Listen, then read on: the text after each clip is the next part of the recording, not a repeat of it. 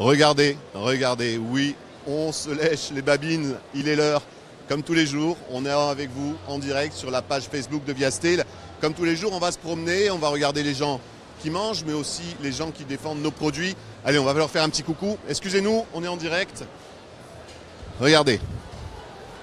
Alors, vous avez madame qui mange des Bastels. Et monsieur, lui, qui a plutôt attaqué a priori sur de la viande. Sur de l'agneau. Bon appétit. Merci à vous. Agneau de lait et Bastel, franchement, ça se passe comme tous les jours au restaurant corse avec l'AFPA. Et c'est vrai que depuis le début de la semaine, ici au Salon de l'Agriculture, on vous a présenté des produits, des filières. Il y a nos amis juste là de l'huile d'olive qui nous ont fait une démo hier. Et puis on a parlé de la noisette, on a parlé de la châtaigne, on a parlé de la charcuterie. Et quand on mange, au bout d'un moment, il faut boire. Ça tombe bien, c'est le week-end. Peut-être le jour où on va faire une petite sortie. Comme d'habitude, ça se passe toujours avec modération. Venez. On va s'approcher d'un des endroits phares de ce salon. Ah, la charcuterie. Le fromage et la charcuterie.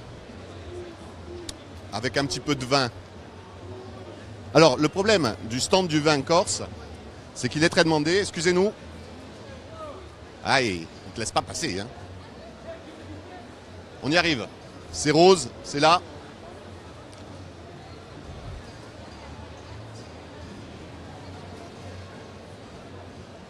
On va réussir à la trouver, venez.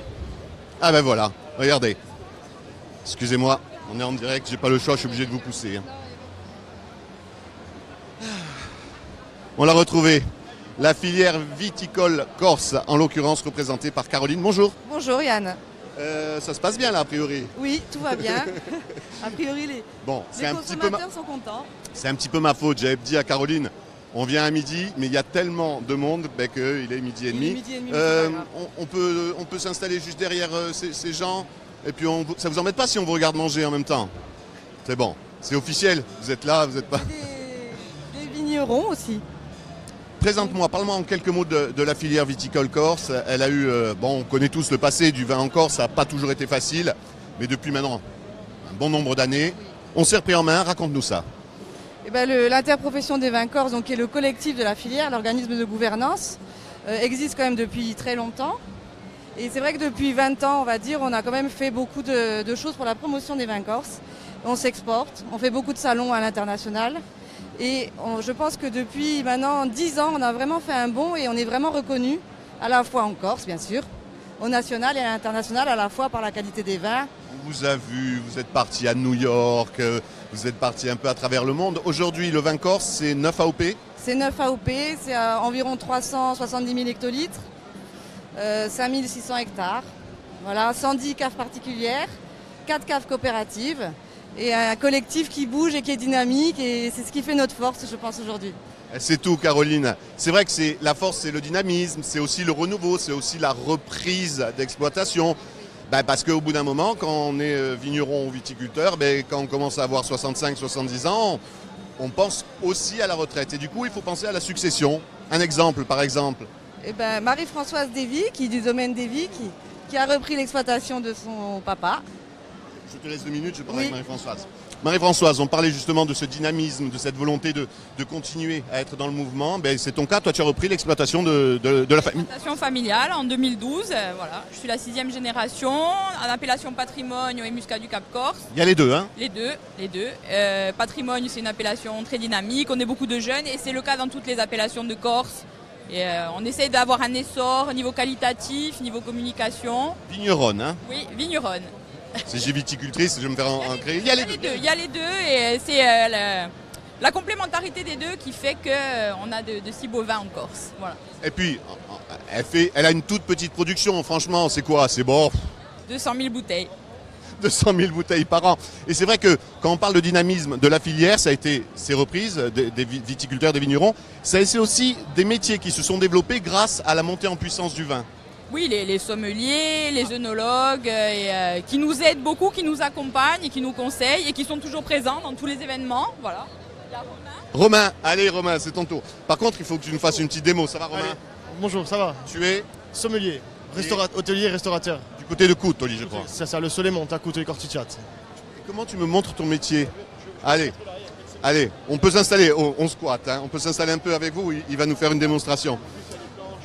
Le métier de sommelier est monté aussi en puissance en Corse, sous l'impulsion de certaines personnes, comme Raphaël Pierre, Bianchette, bien entendu, qu'on cite. Oui, ex-président de l'association des sommeliers de Corse. C'est aussi parce que le vin est monté en qualité qu'il a fallu à un moment donné se dire, bon, maintenant qu'on a aussi du vin de très grande qualité, avoir des sommeliers pour conseiller, pour guider. C'est ça. Notamment dans les accords mets et vins, dans les restaurants. Nous, c'est ce qu'on fait chez nous. Et même au sein du salon, même s'il y a du monde et qu'il y a du bruit, on essaie toujours d'essayer de faire des accords mets et vins pour les gens qui sont assez intéressés. Il y a des gens qui sont curieux de goûter nos vins, de plus en plus. Et voilà, on essaie de... Le vin corse s'exporte, les sommeliers corses s'exportent. On connaît bien entendu des gens qui sont dans de très grands hôtels parisiens et qui sont là pour promouvoir les vins. Est-ce qu'on n'est pas un peu chauvin quand on est sommelier?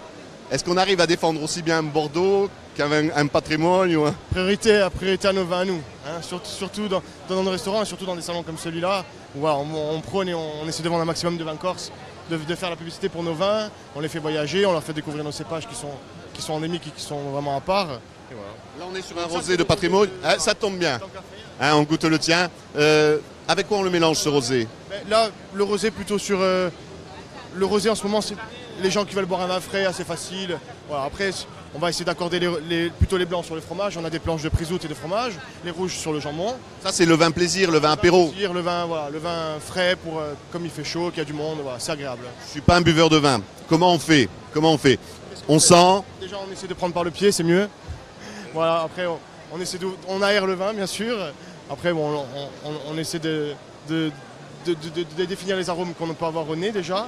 Et ensuite on goûte. Celui-là donc. Voilà, c'est très agréable, note d'agrumes.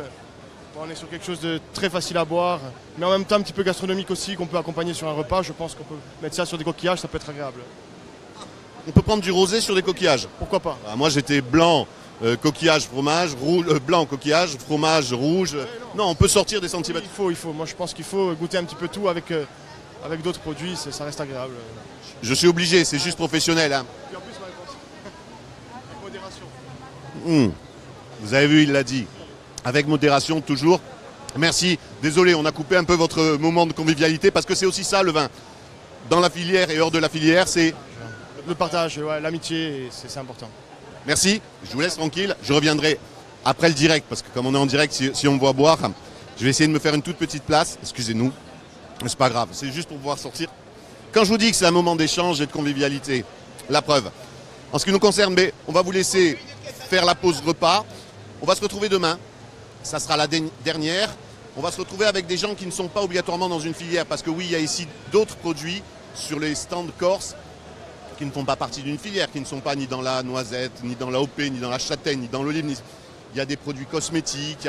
Il y a plein de petites choses dont on vous parlera demain. Et puis on en profitera bien sûr pour vous dire au revoir. Et à l'année prochaine, pour le prochain salon. Ça sera la version 2018 cette fois-ci. Allez, salut.